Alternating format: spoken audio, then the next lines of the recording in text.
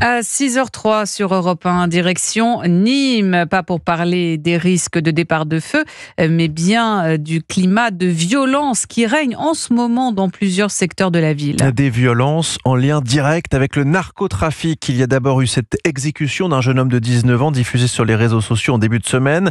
Jeudi, certains dealers ont même directement menacé sur différentes plateformes la population de fusillade, plongeant les habitants et les autorités dans la plus grande inquiétude, à tel point que la mairie de Nîmes a décidé hier soir, Antoine Bienvaux, d'instaurer un couvre-feu dans certains quartiers de la ville.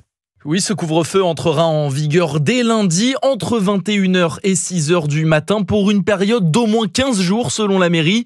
La mesure s'appliquera en réalité pour 6 quartiers prioritaires de la ville, dont celui de Pisevin, où depuis plusieurs mois, des groupes de narcotrafiquants se livrent à une guerre sans merci, comme l'explique Mélissa Gilles, représentante du syndicat Alliance Police dans le Gard. Ça monte crescendo. En plus, ils prennent tout par vidéo. Toutes les fusillades sont sur les réseaux sociaux. Ils vont dans les quartiers, ils tirent sur n'importe qui. Et du coup, ça fait des dommages collatéraux. En fait, ils font ce qu'ils veulent. Un climat plus que tendu, d'autant que jeudi, un groupe de narcotrafiquants a publié un message sur les réseaux sociaux pour menacer la population. Je cite: « Faites attention à vous, gardez vos gosses en sécurité. Chaque personne qui croise nos hommes en noir sera criblée de balles. » Les trafiquants vont même jusqu'à assurer qu'ils s'en prendront à des enfants de 5 ans si nécessaire.